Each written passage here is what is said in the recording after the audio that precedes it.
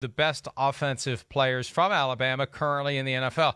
It has become an offensive juggernaut in recent years, even though Nick Saban, a defensive guy, when he arrived at Alabama, he's converted that team into a high-powered offense year in and year out. Chris, I give you the first pick. The best offensive players from Alabama currently in the NFL. Yeah, but it's why he's a great coach too. Like you laid it out there. He evolved. I mean, he evolved. A guy that was famous for awesome defense. The way college football is set up, the rules, everything. I'm gonna go to the offensive side and then just play defense to go. Let's get 2 stops a game, and that's it. And that's why he's Nick Saban. All right. Well, I mean, this is an easy first pick. Thank you for giving it to me. I'm going to take Derrick Henry. I am. I mean, he's still one of the greatest forces of nature in the NFL. We know what he's all about. I mean, power, yes. Breakaway speed, yes. The way they play in Tennessee is so dictated by his talent. So I'll go with Derrick Henry there.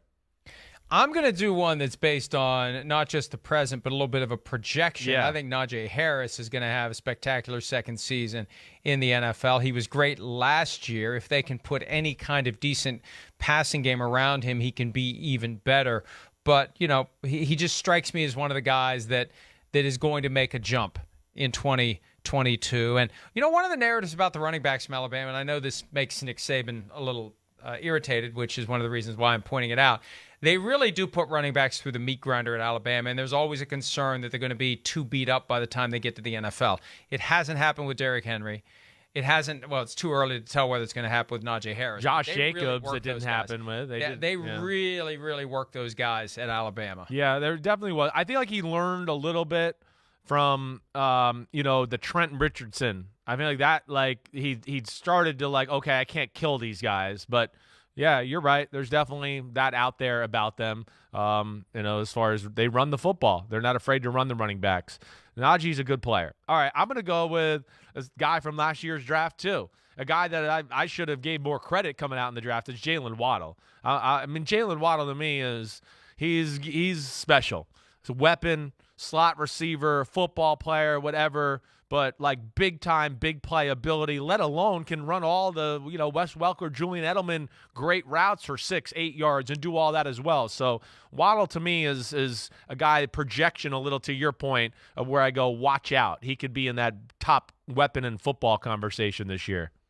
Well, and Waddle's a guy who really came on last year. And when you consider what they have with Tyreek Hill there now, Waddle will have more favorable matchups in theory and can have an even bigger year.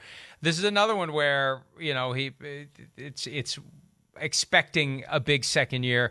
The guy that came in with a lot of hype, who didn't become the first receiver taken last year out of Alabama. Waddle went 6th to the Dolphins, and then Devonta Smith went to the Eagles. I think he's going to have a spectacular second season. He sneakily had a great rookie year. He did. We don't pay attention unless the numbers are phenomenal right out of the gates in September, but he still had a very strong season start to finish. Freak show. He's amazing. I mean, he can blow by you. He made some great catches in the end of the year. Yeah, he found himself, and yeah, he's going to be one of those guys we talk about on a weekly basis as we go forward. All right, those are the first 2 rounds. The best Alabama offensive players currently in the National Football League. Christopher, round 3, you are up, sir. All right, well, I'm going to go with Calvin Ridley here. I know he's suspended for the year. I don't care. We're just talking about the best players currently in the NFL, and to me, he's the best guy left on this list here. I know he didn't play last year really either, but the year before that was 90 receptions. It was, 1,300 yards, 8 or 9 touchdowns to go along with it. I hope they reduce his suspension for, what he bet $140 on a game. A full year to lose that over that to me is still a little harsh, but I'm going to pick Calvin Ridley. Hell of a player. All right, this is a gift in the spirit of the Easter season. Is it Easter this weekend? I think it's Easter this weekend. The Mac Dolphins Jones. fans out there, no. He actually did, no. I am trying to make amends. I'm trying to reach a truce with Tuanon. I think that this year, in that offense with Mike McDaniel, it may be smoke and mirrors. It may be a lot of 3-yard passes. It may be a lot of things that a lot of quarterbacks could do in that offense if they were there, but Tua is the one who is there with Tyreek Hill and Jalen Waddle and Raheem Mostert and Chase Edmonds and a better offensive line and a pretty damn good defense that brought back the defensive coordinator and Mike McDaniel drawing up the plays. I think this year people are going to say Tua is a pretty good quarterback. So I am going to wrap the draft. Hello, Tuanon. Welcome as we end the show, but welcome.